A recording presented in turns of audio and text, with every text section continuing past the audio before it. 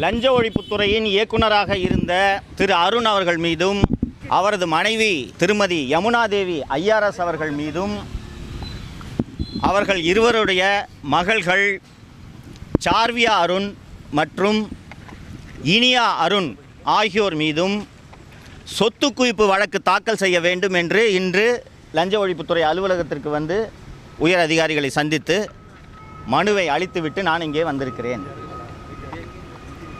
திரு அருண் அவர்கள் நூற்றுக்கணக்கான கோடி சொத்துக்களை சட்டவிரோதமாக சேர்த்திருக்கிறார். லஞ்சம் வாங்கி கோடிக்கணக்கில் பணத்தை அடித்து குவித்திருக்கிறார். சென்னை மாநகர காவல்துறை ஆணையராக இருந்தபோது ரவுடிகளோடு தொடர்பு வைத்துக்கொண்டு கட்ட பஞ்சாயத்தில் ஈடுபட்டிருக்கிறார். பணம் வாங்கி கொண்டு போலி என்கவுண்டர் என்ற பெயரில் கொலைகளை செய்திருக்கிறார். அவர் மீது விசாரணை நடத்த வேண்டும் என்று நான் தொடர்ந்து கடந்த ஆட்சி இருந்த சமயத்தில் நான் வலியுறுத்தி வந்திருக்கிறேன். புதிய ஆட்சி வந்த பிறகும் அருண் மீது நடவடிக்கை எடுக்க வேண்டும் என்று நான் வலியுறுத்திய போதும் கூட திரு அருண் அவர்களையே லஞ்ச ஒழிப்புத்துறைக்கு இயக்குநராக நியமித்தது தமிழக வெற்றி கழக அரசு. திரு அருண் அவர்களை லஞ்ச ஒழிப்புத்துறை இயக்குநராக நியமித்ததை விட இந்த துறைக்கு மிகப்பெரிய அவமானம் என்பது ஏற்பட்டிருக்கவே முடியாது.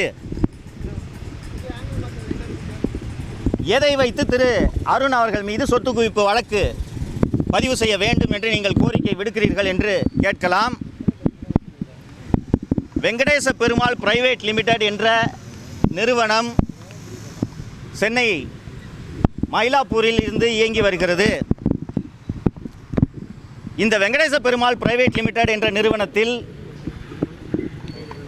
சார்வியா அருண் மற்றும் இனியா அருண் ஆகிய அருண் மற்றும் யமுனாதேவி தம்பதியரின் 2 மகள்கள் 100% பங்கு வைத்துள்ள பங்குதாரர்களாக இருக்கிறார்கள். இந்த கம்பெனியின் ஒட்டுமொத்த முதலீடே 1 லட்சம் ரூபாய். ஆனால் இந்த நிறுவனம்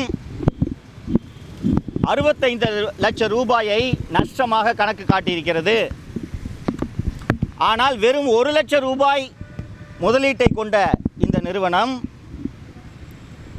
65 லட்சம் ரூபாய் நஷ்டத்தை சந்தித்து கொண்டிருக்கக்கூடிய இந்த நிறுவனத்திற்கு யாரோ சில தனியார்கள் 24 கோடி ரூபாய் கடன் கொடுத்துள்ளார்கள் என்று வருமான வரித்துறையில் சார்வியா அருண் மற்றும் இனியா அருண் ஆகிய 2 பேரும் கணக்கு தாக்கல் செய்துள்ளார்கள். ஒரு கல்லூரி படிக்கும் பெண்ணையும் பள்ளியில் படிக்கும் பெண்ணையும் நம்பி எந்த வங்கியோ எந்த தனிநபரோ எப்படி 24 கோடி ரூபாயை கடனாக கொடுப்பார்கள் என்பது நாம் அத்தனை பேருக்கும் தெரியும். இந்த வெங்கடேச பெருமாள் பிரைவேட் லிமிடெட் போலவே 10க்கும் மேற்பட்ட நிறுவனங்களை திரு அருண் பினாமி பெயரில் நடத்தி கொண்டிருக்கிறார். 7 hills private limited, Perumal private limited என்று பல்வேறு நிறுவனங்களை திரு அருண் அவர்கள் பினாமி பெயரில் நடத்தி கொண்டிருக்கிறார்.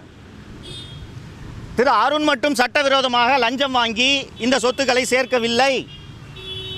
ஐஆர்எஸ் அதிகாரியாக இருக்கக்கூடிய திரு அருண் அவர்களுடைய மனைவி யமுனாதேவி அவர்கள் மிக மிக முக்கியமான ஒரு பொறுப்பில் கடந்த சில ஆண்டுகளாக வேலை செய்து வருகிறார்.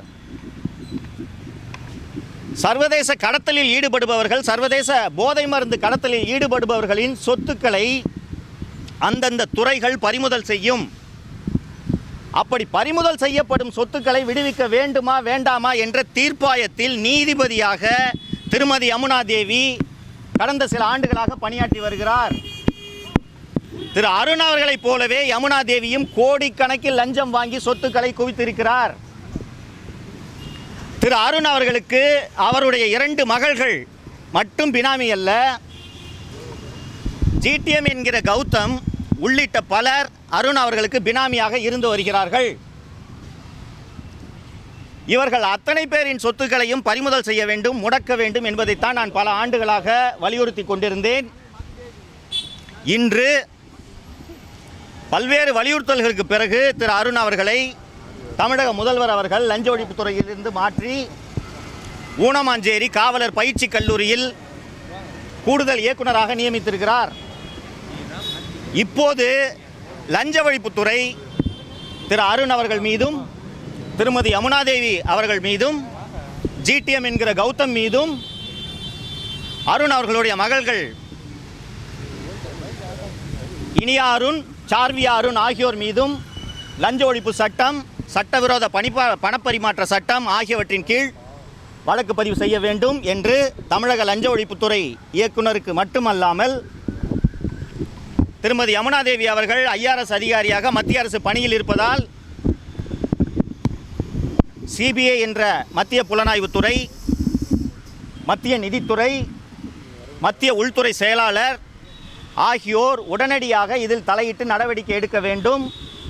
திருமதி யமுனாதேவி மற்றும் திரு அருண் ஆகியோர் பணி இடைநீக்கம் செய்யப்பட வேண்டும் என்ற கோரிக்கையோடு இந்த புகார்களை அவர்களுக்கும் தபால் மூலமாக அனுப்பியிருக்கிறேன்.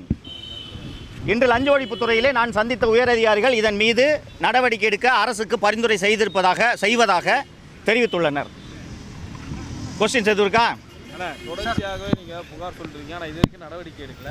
ஆனால் அவருக்கு மேலும் அரசு பதவி கொடுத்தாங்கல்ல, தொடர்ச்சியாக கம்ப்ளைண்ட் இருக்குமா கூடுதலாக கொடுத்துட்டே இருக்காங்க? இல்லை, கொடுத்துட்டாங்க. ஏற்கனவே அவர் லஞ்ச ஒழிப்புத்துறையின் இயக்குநராக முக்கியமான பதவியில் இருந்தார். இங்கே வந்தும் அவர் நேர்மையாக பணியாற்றவில்லை.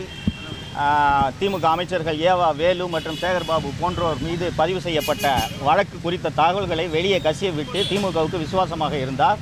ஆனால் தமிழக முதல்வர் உடனடியாக தலையிட்டு அவரை இந்த பதவியிலிருந்து மாற்றியது எனக்கு கண்டிப்பாக நடவடிக்கை எடுக்கப்படும் என்ற நம்பிக்கையை ஏற்படுத்தியது. சார், இந்த குற்றச்சாட்டு வச்சிருக்கீங்க, இதுக்கு உண்டான முழு ஆதாரத்தையும் கொடுத்திருக்கீங்களா? போதுமான ஆதாரங்களை நான் லஞ்ச ஒழிப்புத்துறைக்கு கொடுத்திருக்கிறேன். நான் ஒரு தனி நபர். நான் லஞ்ச ஒழிப்புத்துறை மற்றும் சிபிஐ போன்ற ஏஜென்சிஸ் தான் இதற்கு தேவையான தரவுகளை சேகரித்து நடவடிக்கை எடுக்க வேண்டும். சார், இதுக்கு அவங்க என்ன சார் சொன்னாங்க? நாங்கள் இதை அரசுக்கு நடவடிக்கை எடுப்பதற்காக பரிந்துரைக்கிறோம் என்று சொன்னார்கள். தமிழக முதல்வர் அருண் மீதான புகார்களை விசாரிப்பதற்கு ஏற்கனவே உத்தரவிட்டிருக்கிறார் என்ற தகவலின் அடிப்படையில் தான் நான் இந்த புகாரை லஞ்ச ஒழிப்புத்துறையில் இன்று அளித்தேன். சார், அருண் அவர்கள் மேலே தொடர்ச்சியாக நீங்கள் குற்றச்சாட்டு வச்சுட்டு வரீங்க. அவர் மூலியமாக உங்களுக்கு ஏதாச்சும் ஒரு இடைஞ்சல்கள் வருதா? என்னால் தான் அவருக்கு இனி இடைஞ்சல் வரும். அவர் எனக்கு இடைஞ்சல் கொடுத்தல் காலங்கள் எல்லாம் முடிந்து விட்டது. சார், உங்கள் மேலே வழக்கு பதிவு பண்ணதால